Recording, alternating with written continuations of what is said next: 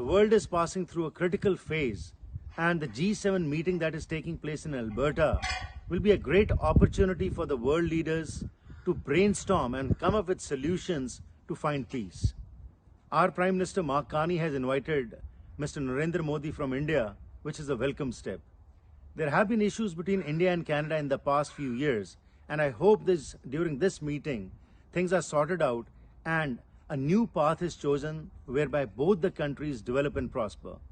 We need to have better relationship in trade, in investments, technology, and both India and Canada can prosper by this.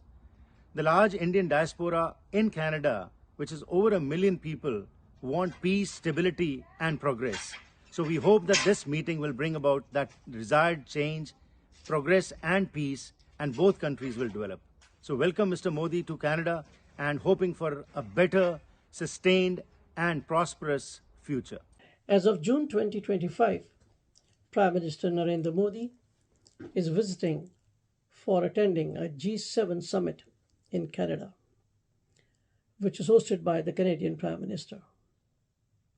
It is widely seen by the Global Indian Diaspora Alliance and various commentators as a crucial opportunity to react and improve the strained Indo-Canadian relations.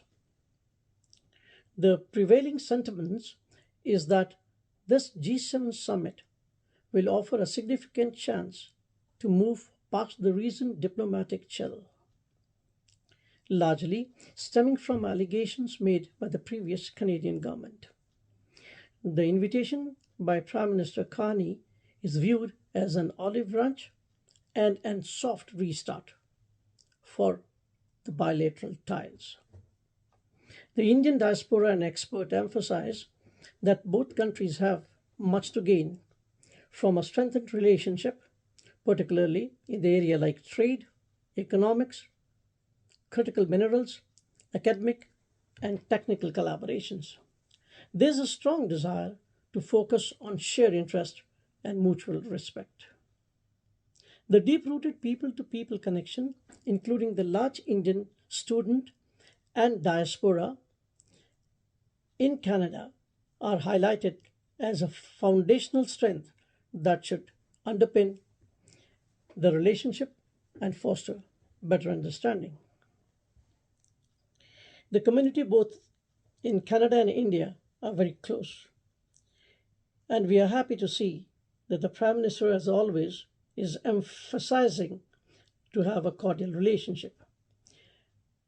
The invitation to Prime Minister Modi for the G7 summit, despite India not being a member, underscores India's growing global influence as the world's most populous country and fourth largest economy.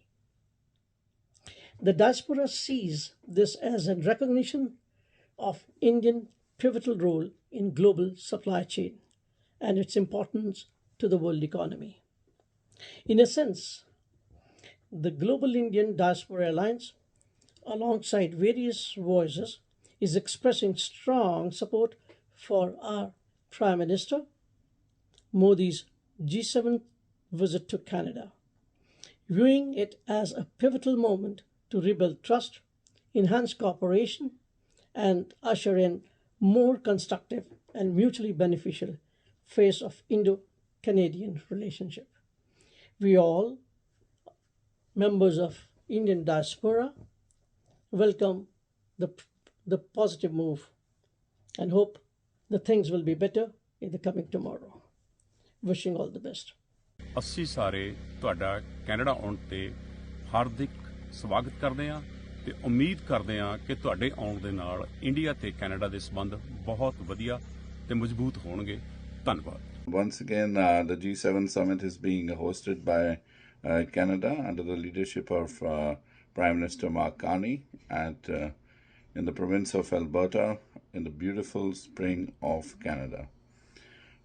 All the G7 leaders will be there and will be discussing about the important economic trends and will take important decisions regarding the economy and also the other issues that affect the world scenario. There are very important issues that, as laid out by the Prime Minister Mark Carney of Canada, to be discussed in the G7 summit. And I'm hoping that as a citizen of Canada, these issues will be dealt most efficiently. As a tradition goes of G7 summit, there are the leaders, global leaders are also invited. We have this year the Ukrainian President Zelensky, Mexican President Claudia Sheinbaum. Then we have the Indian Prime Minister Shri Narendra Modi ji.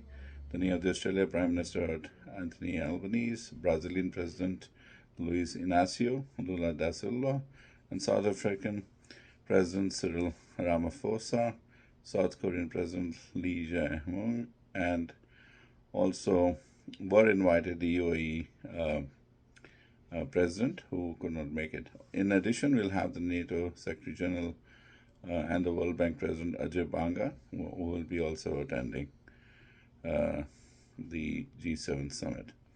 Now, coming from a South Asian background and as an observer of South Asia, specifically in the Indian context, this G7 summit does give an opportunity to India and Canada to sit down on tables if there are bilateral talks, and to again create a thrust towards diversification of supply chains, as mentioned by the Canadian Prime Minister as well, to look into the investment potentials, to look into the technology and innovation exchanges, to look into the agricultural trade, to look into the human capital and mobility, and also see to it that there is a potential of mutual economic resilience that is, if we are, as two nations, are able to create in future. I sincerely hope that the future between Canada and India is prosperous, and there are more trade initiatives and more economic initiatives taken by both nations towards the development of the citizens of both nations. It is important in today's world that Canada develops more supply chains, and India, being the having a population of the youngest demographics of the world, is one of the potential nations, and is also an emerging economy that is growing at a very fast pace. And Canada must share its technology and also see to it that we are able to build not only a long-term relation beyond the leaderships of today, but looking towards the decades of strong relationships, the economic relationships that one can develop. I also hope that the relationship between Canada and India will be ethically economical friendship, and will be based on the benefit of both the nation's citizens.